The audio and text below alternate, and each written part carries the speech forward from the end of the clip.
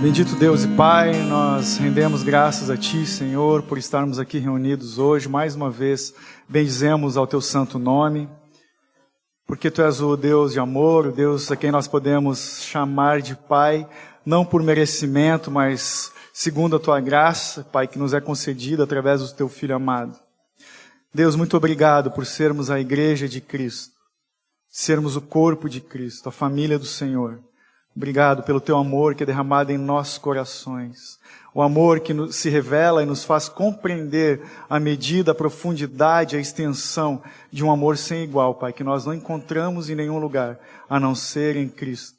Obrigado por esse tempo, por esse momento. Nos conduz em todas as coisas, Pai, através da Tua palavra, para que nós possamos cada vez mais sermos fundamentados de uma fé inabalável que é concedida por Ti. Em nome de Jesus. Amém. Domingo passado, o presbítero Daniel falou do primeiro capítulo de João, da primeira parte do Evangelho de Jesus segundo João.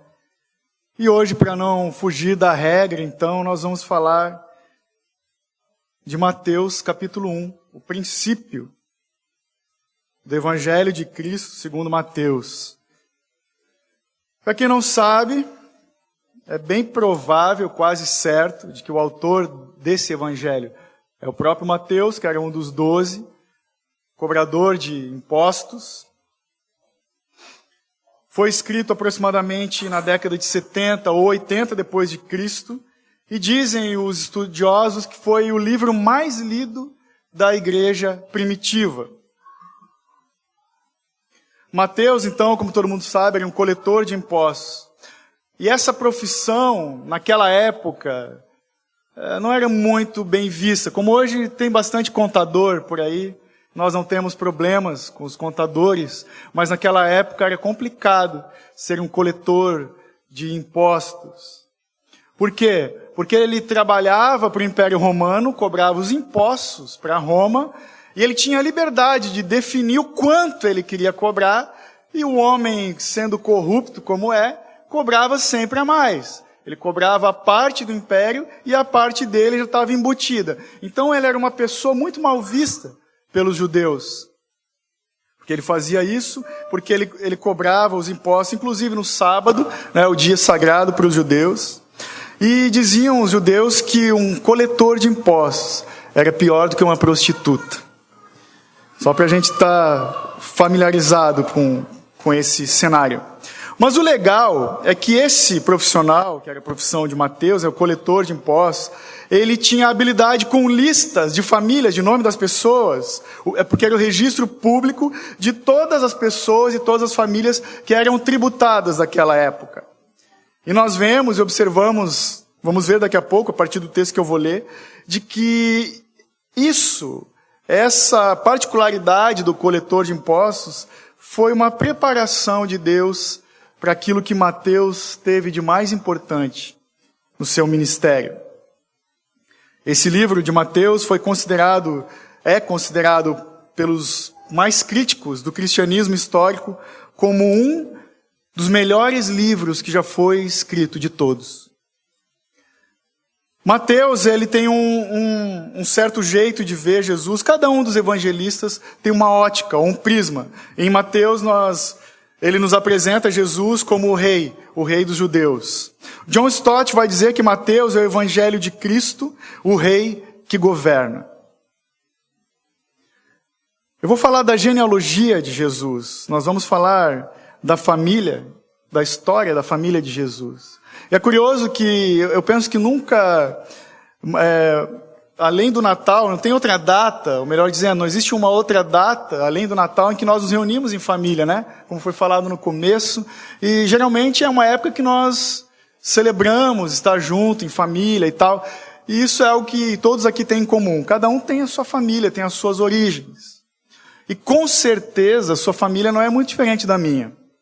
Nas festas de família, a gente sempre tem aquelas pessoas meio estranhas. né? Tem aquele tio que bebe um pouquinho demais e faz vexame. Tem aquela tia que gosta de falar mal dos outros, conta as histórias. Tem aquela prima que gosta de aparecer, bate selfie de tudo, em todo tempo, na árvore de Natal, no pisca-pisca e tal. Tem aquele cunhado que tira vantagem e conta sempre que as viagens dele são as melhores, o carro que ele comprou é mais bonito que o teu, enfim. Né? Família, cada um tem a sua. A gente não escolhe. Tem os sobrinhos correndo para lá e para cá, aquela piazada que grita, né? Enfim, a gente está vivendo um pouco disso aqui hoje, e glória a Deus por isso. Mas talvez você tenha motivo para reclamar da sua família. Tem gente que se estressa. Fim de ano, é sempre aquela confusão, e a gente tem que suportar. Mas será que a família de Jesus foi perfeita? E nós vamos dar uma olhada então atentamente. Você, então, por favor, preste atenção no que eu vou ler. Mateus 1, capítulo 1, do 1 até o 17.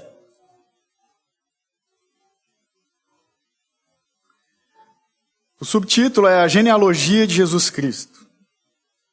Livro da genealogia de Jesus Cristo, filho de Davi, filho de Abraão. Abraão gerou Isaque, Isaque gerou Jacó. Jacó gerou Judá e seus irmãos. Judá gerou a Tamar, Farés e Zará. Farés gerou Esrom, Esrom gerou Arão. Arão gerou Aminadab. Aminadab gerou Nazon, Nazon gerou Salmão. Salmão gerou de Raabe, Boaz. Boaz gerou de Rute, Obed. Obed gerou Jessé. E Jessé gerou o rei Davi. Davi gerou daquela que havia sido mulher de Urias, Salomão. Salomão gerou Roboão. Roboão gerou Abias. Abias gerou Asa. Asa gerou Josafá. Josafá gerou Jorão. Jorão gerou Osias. Osias gerou Jotão. Jotão gerou Acás. Acás gerou Ezequias. Ezequias gerou Manassés. Manassés gerou Amon. Amon gerou Josias. Josias gerou Jeconias e seus irmãos, na época do exílio na Babilônia.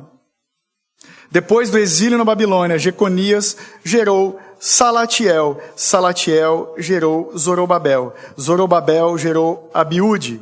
Abiúde gerou Eliaquim. Eliaquim gerou Azor. Azor gerou Sadoc.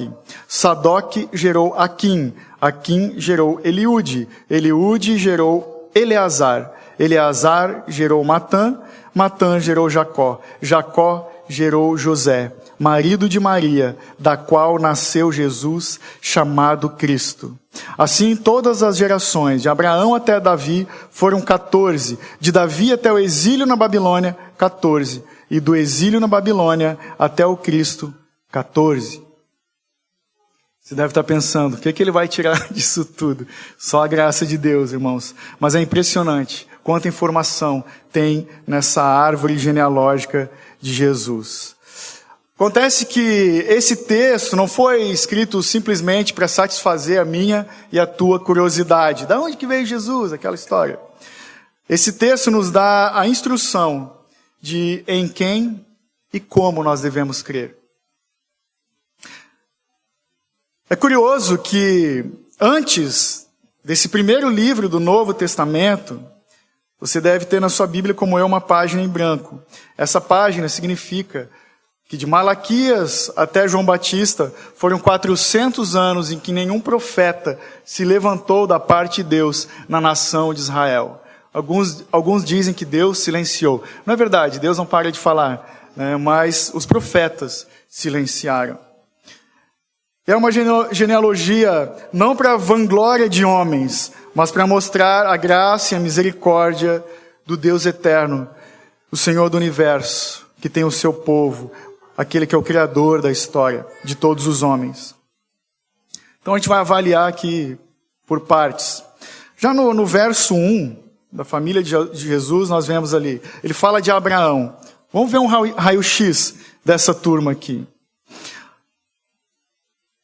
Você vai ver que eles não eram flor que se cheire, né? Talvez alguns deles até pior do que os nossos familiares, aqueles que você riu e se lembrou quando eu falei.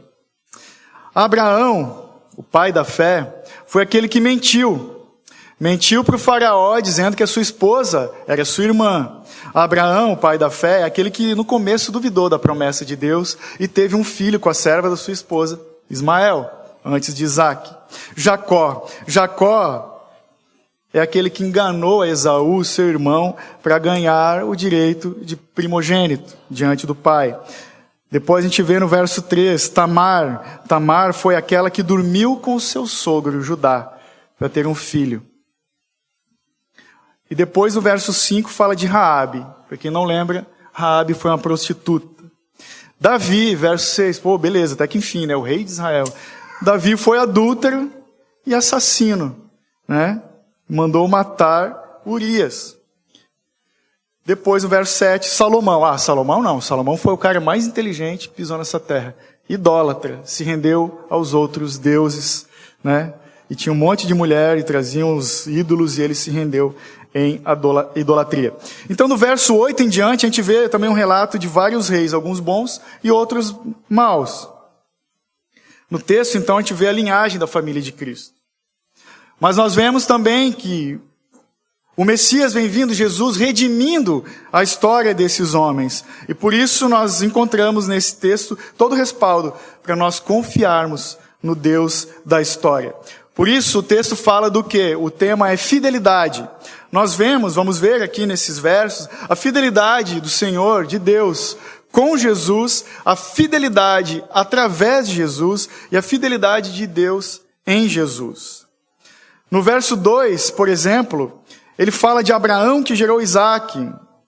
Acontece que Isaque estava no ventre de Sara. Isaque era o filho da promessa, o milagre, aquele filho do impossível, indicando o milagre do ventre de uma virgem, Jesus, o Filho Salvador. É curioso um detalhe aqui teológico de que quando fala filho de Davi, sendo Jesus filho de Davi, diz que ele restaura todo o reino de Israel. É aquele que vem restaurar o reino de Israel. E sendo Jesus filho de Abraão, fala daquele que vem trazer o reino de Deus para todas as nações. Então o primeiro ponto desse texto é a fidelidade de Deus com Jesus. Nós vemos na genealogia de Cristo que tanto de Maria quanto a de José são iguais. Se você lê em Lucas, são iguais até Davi. Depois ela muda um pouco. Em Mateus nós vemos a genealogia da linhagem de José.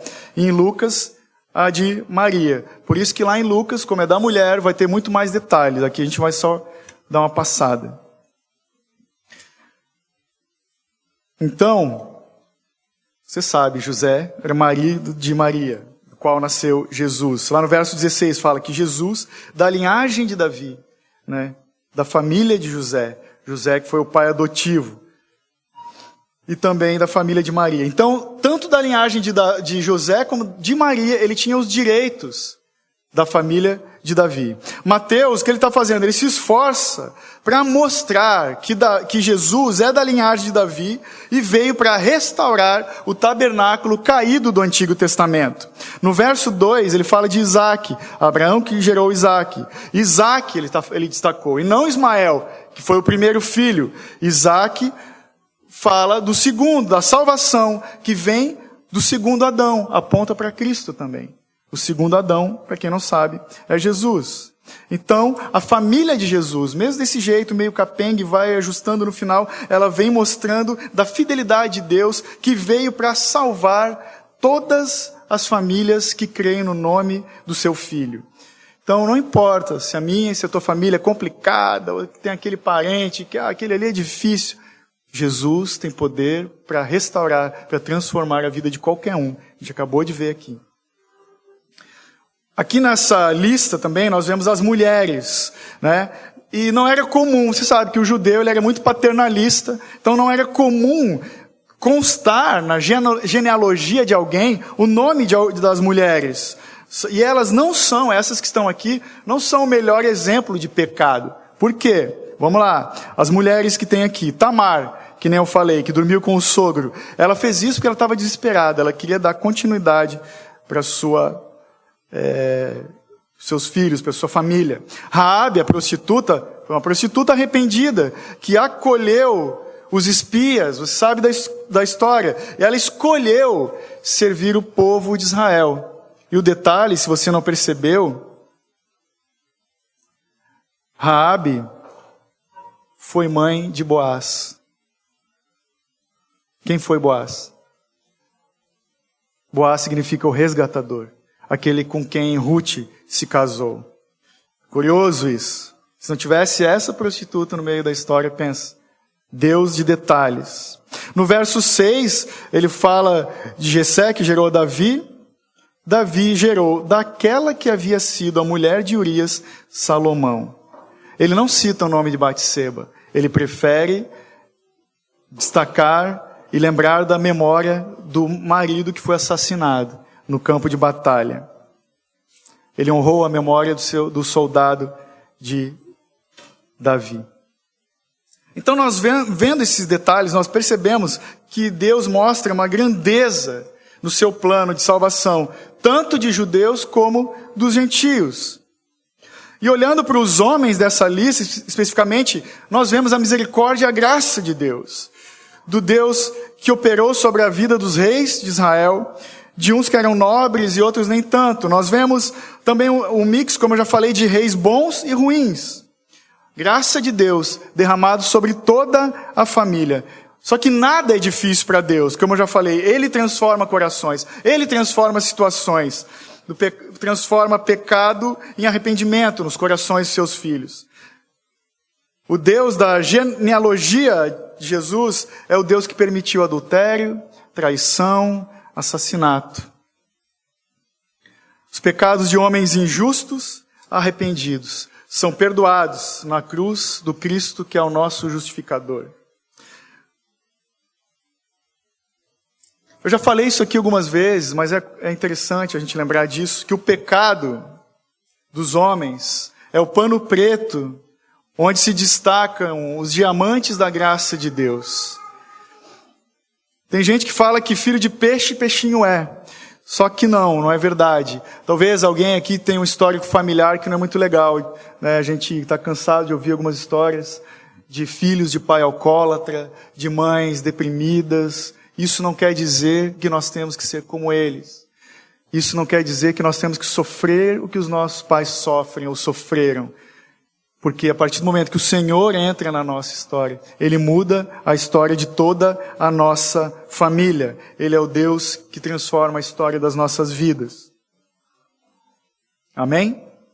Então Mateus, o que ele está fazendo? Ele está nos lembrando da nossa natureza pecaminosa e do Deus que derrama graça e misericórdia de geração em geração. Ele nos amou, enviou seu Filho amado para morrer pelos nossos pecados. O pecado de todo aquele que nele crê. Essa é a boa notícia, que Ele, o Senhor, Ele aceita e recebe todos os que têm fé no sacrifício, no nascimento e no sacrifício e na ressurreição de Cristo Jesus.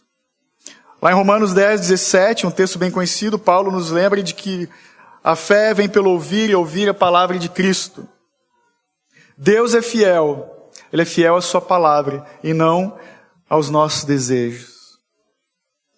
Então nós vemos e aprendemos da importância de meditarmos até numa genealogia, em detalhes, da família de Jesus. A importância de meditarmos, de estudarmos a palavra de Deus, de ouvirmos a pregação do Evangelho e buscar na Bíblia somente as razões para confiarmos no Senhor. Essa genealogia nos dá razões para confiar em Deus, confiar na soberania e na graça do Deus todo soberano. O segundo ponto é a fidelidade de Deus através de Jesus. Esses 17 versos fazem uma ponte do Antigo Testamento para o Novo. Ele fala de Abraão, Davi, Salomão, o exílio na Babilônia e o Cristo. Então, uma ponte do Antigo para o Novo Testamento. Abraão, o pai dos judeus, para quem não sabe, não era judeu. Ele era um gentio. Não existia o povo judeu ainda. Então, a partir de alguém que não era judeu, Deus concebeu o seu povo escolhido. O povo judeu não poderia existir à parte das outras nações. Tudo isso está indicando para o Filho da promessa, que é Jesus, o Redentor de todas as nações. Deixa eu ler rapidinho Gálatas 3, 13 e 16. 13 a 16.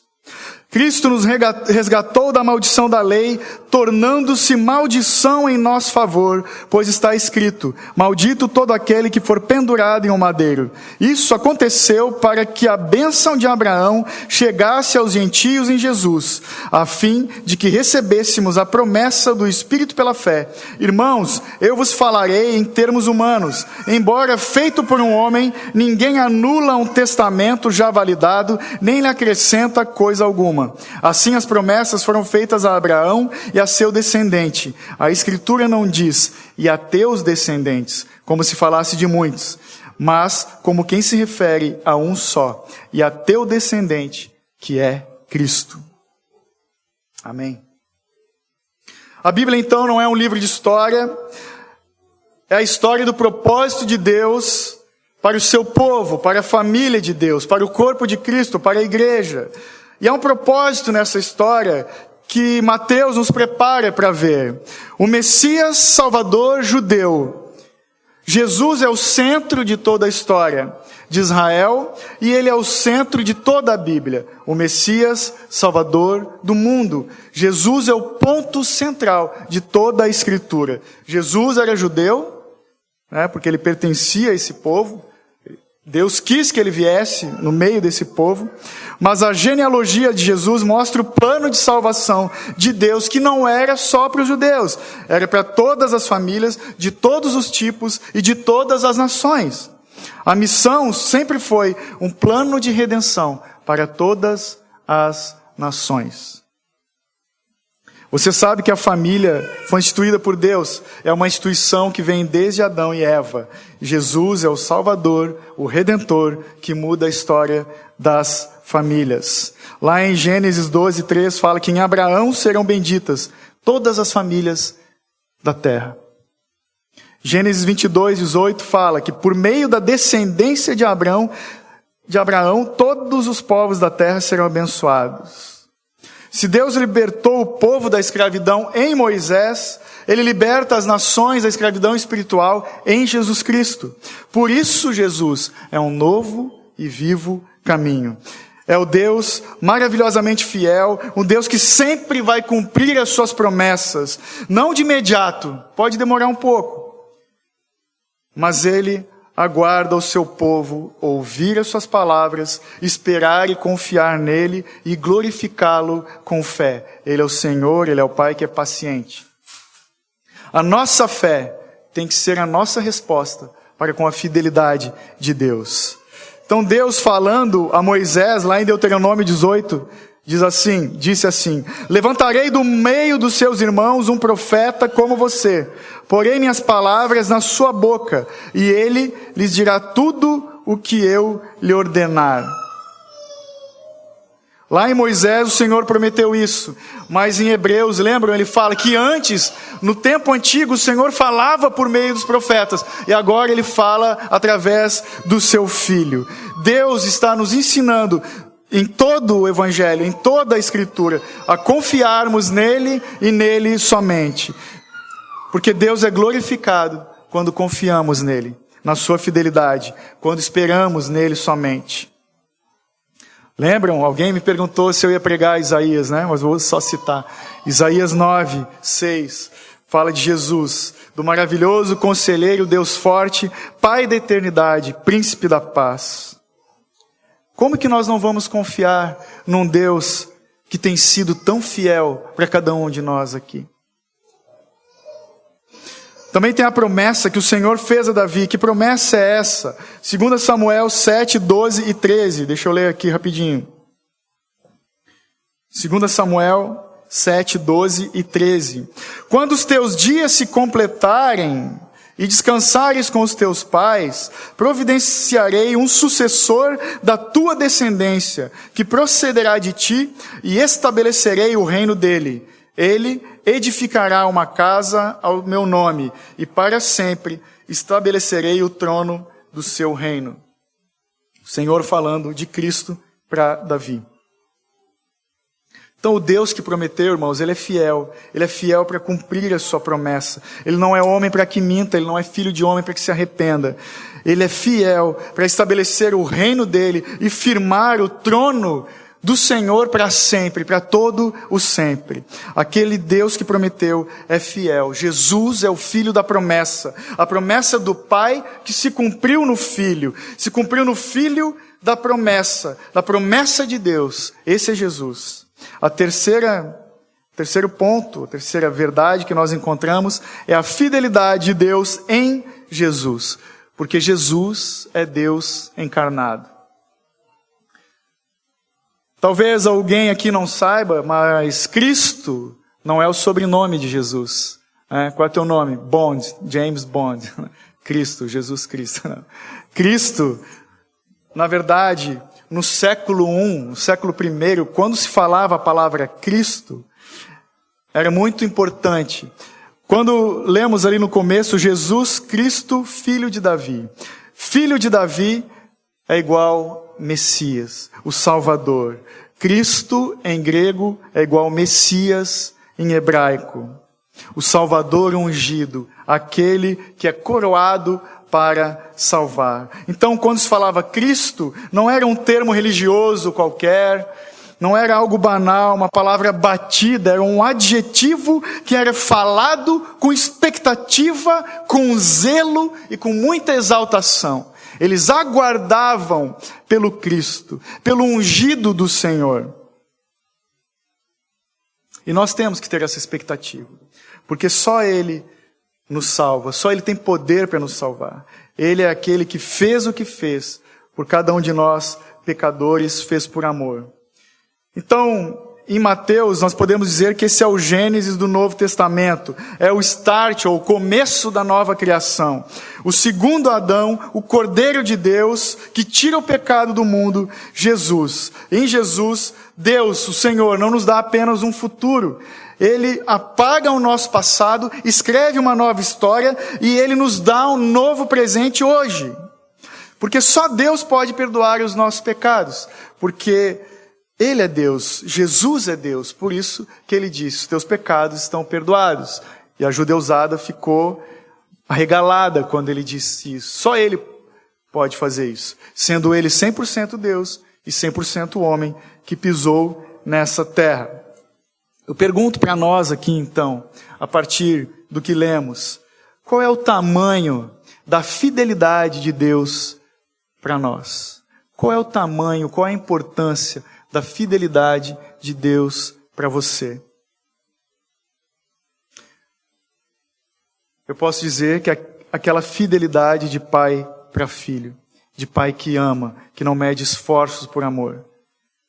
José era o pai adotivo de Jesus. E na tradição dos judeus, o filho adotado recebia todos os direitos do pai, do homem, e não da mãe. Só que no caso de Jesus, como nós vimos, como eu falei antes, da linhagem de José, da linhagem de Maria, ele tinha todos os direitos. E sendo José o pai adotivo, para nós, qual a importância que isso tem? Indica que em Jesus nós somos adotados por Deus.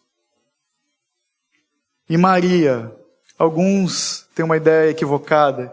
Maria foi uma mulher, como as irmãs que nós temos aqui na igreja, pecadora. Né? Maria é aquela que lá em Lucas a gente vê ela fazendo o seu cântico a Deus, quando ela começa dizendo, Deus, meu Salvador. Ela admitia que precisava de um Salvador. Uma mulher comum, a mais bem-aventurada que já pisou nessa terra, que Deus escolheu para trazer Jesus. Mas uma mulher comum, como todas as outras. Em Maria, ela que foi escolhida por Deus, nós vemos então o que isso nos indica, que nós somos escolhidos e perdoados e regenerados para sermos habitação do Espírito Santo de Deus. Esse é o tamanho da fidelidade do Senhor. E para concluir, o verso 17 traz algo bem interessante para nós. Eu vou ler de novo. Ele diz assim, assim todas as gerações de Abraão até Davi foram 14. De Davi até o exílio na Babilônia, 14. E do exílio na Babilônia até o Cristo, 14. Nós vemos aqui, então, 3 ciclos de 14 gerações. De Abraão a Davi, de Davi ao exílio, do exílio até Cristo. Ou, a interpretação correta, são 6 ciclos de 7. Se você fizer a conta, dá mesmo resultado. 6 ciclos de 7.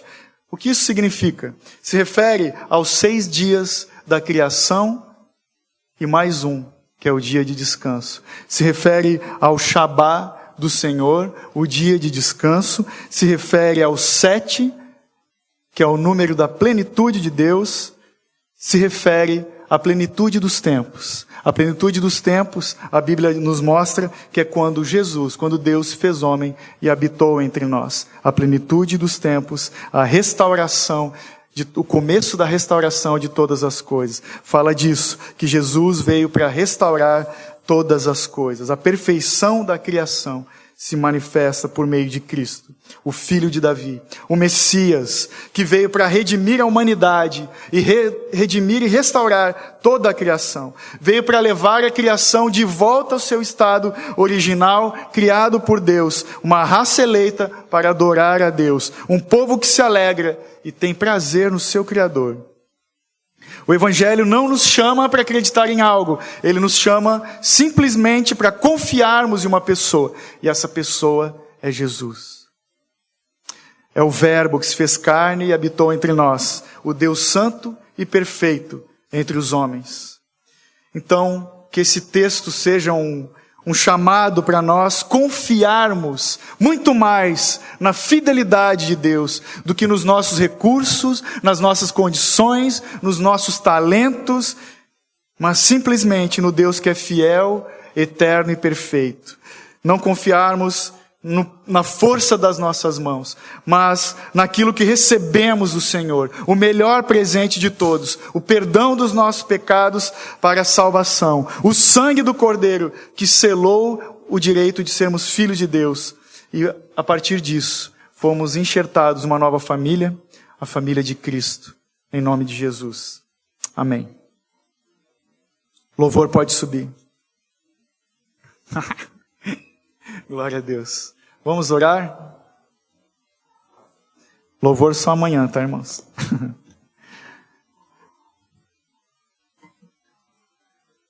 Santo Deus e Pai, nós te bendizemos pelas tuas ricas misericórdias, pelo teu amor que nos constrange, pela pessoa do teu Filho amado, pelo Cordeiro imaculado, Deus, que foi morto em nosso lugar.